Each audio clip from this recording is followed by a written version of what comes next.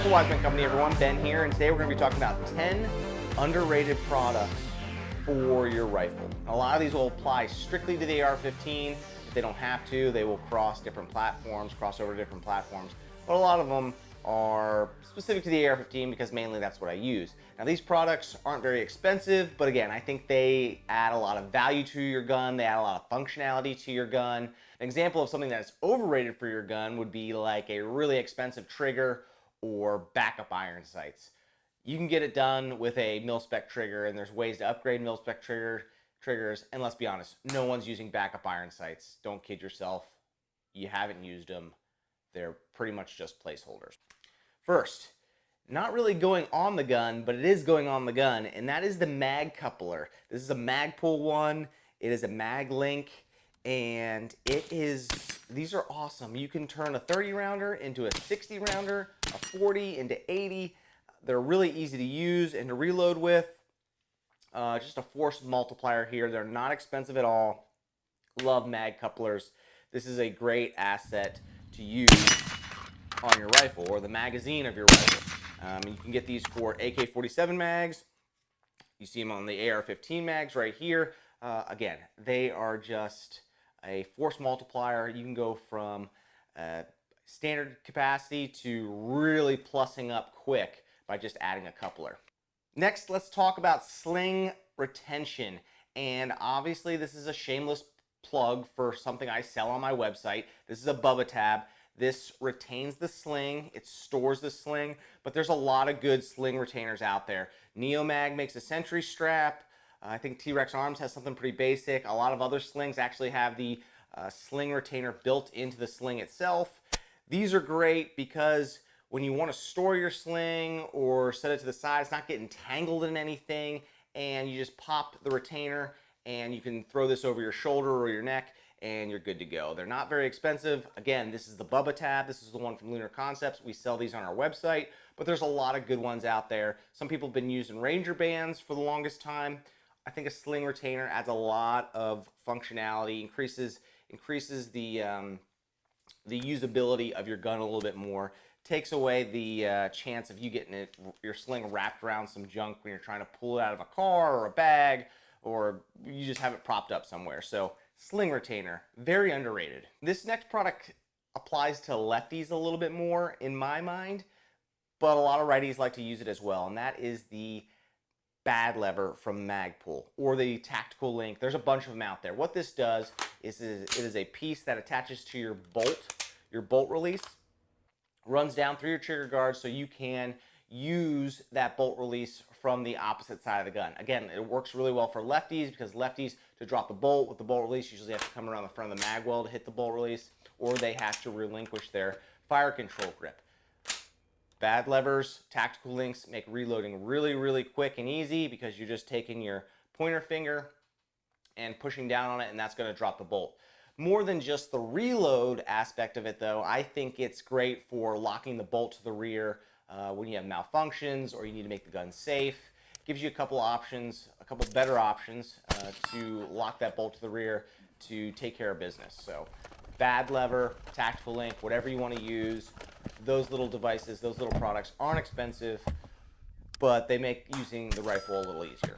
Next one, you guys might laugh at this a little bit, but a pistol grip that has storage in it.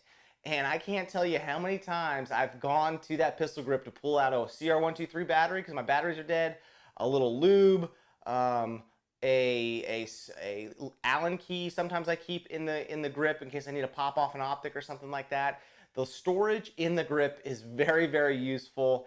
It's out of the way. It's making use of space that otherwise wouldn't be used. Storage in the pistol grip, that's an underrated little asset for your rifle. I think I only have one rifle that doesn't actually have storage in the grip, and I'm gonna replace it. I definitely am, because I like putting stuff in there. Next are hand stops, and I prefer small hand stops. They just give you a little bit more of a touch point on your rifle, so I know my left hand's in the right spot. And additionally, they're going to allow you to get a little bit more leverage on the gun. So with a hand stop, I can hook it on a barrier, press it against a barrier. I can use my hand to really pull that rifle into my shoulder. little hand stops like the one you just saw. They come in all sorts of different sizes and flavors. That one is from Slate Black Industries. It's polymer. It was inexpensive. There's a ton of aluminum made ones out there. Whatever your preference is, there is a hand stop for you. And honestly, they take up a little bit of space and they add a lot of function to the gun. Hand stops are very underrated. Some people still like the longer vertical grips, which are cool. You'll see those cut down sometimes to get a little bit more lower profile. It doesn't matter what your preference is. Hand stops. All right, guys, another shameless plug: heat shields. A heat shield of some sort up on your rail. I do not like shooting with gloves. I don't like it at all. This is a hot pocket from Lunar Concepts. These are sold on our website. But again, if you don't like this one, there's a lot of other companies out there that make heat shields. Some are made out of G10, like Rail Scales has these big, long, fat ones that provide a little bit of heat protection. There's some other ones that do some cloth ones, heat shields out there.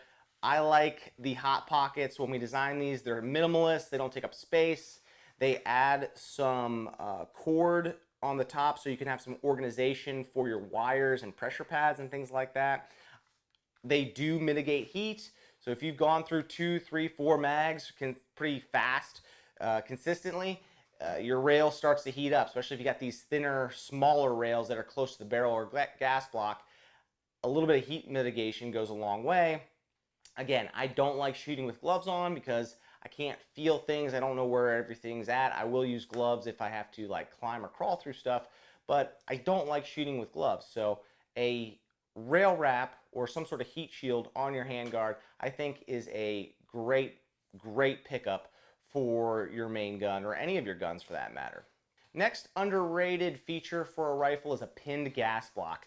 A lot of these AR-15 gas blocks are going to come with 2 set screws, and for the most part, if you Loctite them, use the blue Loctite and you really wrench them down, your gas block isn't going to go anywhere. But a pinned gas block allows you to insert a roll pin through the bottom of the gas block, which also connects to the barrel, and that's going to prevent that gas block from rolling side to side or sliding forward. I've shot a lot of AR-15s and I've seen a lot of AR-15s with gas blocks that have come loose, and it makes your gun inoperable. If the gas isn't moving through the gun properly, it's not going to run. So a pinned gas block with a simple roll pin goes a long way. A lot of the Ballistic Advantage barrels that you'll buy off the website, they'll give you the option to add a pinned gas block. It's a little extra money because it's a little bit more work, but I think it's definitely worth having. A pinned gas block, it's just one thing that you're not going to have to worry about. Something really bad would have to happen for that gas block to come loose if it's pinned.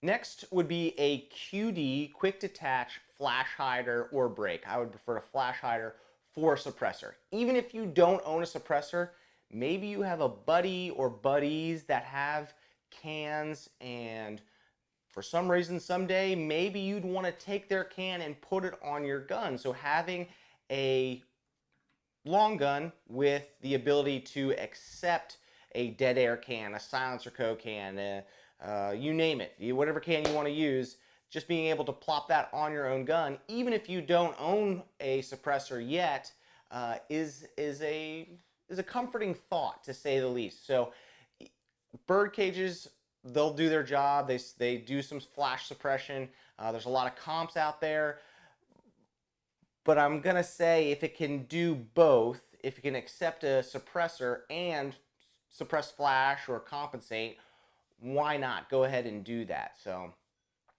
that's one that some people don't think about because they don't particularly own a suppressor. But again, I guarantee you somebody around you might own one. Next, extended charging handle. Whether it's ambi or not, I like an extended charging handle. I think these are very underrated because with the optics we're seeing these days and all the stuff we're putting on the gun, it's sometimes hard to get to the standard length charging handle. Most guns coming off the shelf or out of the box are going to have an extended charging handle. Sometimes we take that for granted. I think it's a very underrated product for your rifle, specifically the AR-15, because again, it just makes it easier to get to. There's some really, really long ones out there that are kind of obnoxious, and you can get them hung or stuck or hooked on stuff, your kit. But these smaller ones, for lack of a better term, they're really, really great. I have a EOTech Voodoo on here, and with this optic pressed back this far, it can be difficult to get to the charging handle because it's covered. So having a little bit of an extension on there just makes it easier.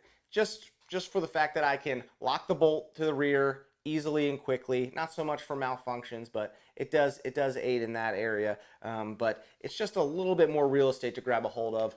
I don't own any guns or any rifles any longer, or any AR-15s for that matter, to be specific, that don't have an extended charging handle. And last but not least, this can go for whatever your main gun is a 20 round magazine. Standard capacity, people would say, if you asked them, would be 30 rounds. I don't believe in standard capacity or low capacity or high capacity. I just think the more bullets, the better. But there is some advantages to having a 20 rounder in your gun. You can get lower to the ground. It's easier to manipulate through ports on VTAC barricades, so you can get lower.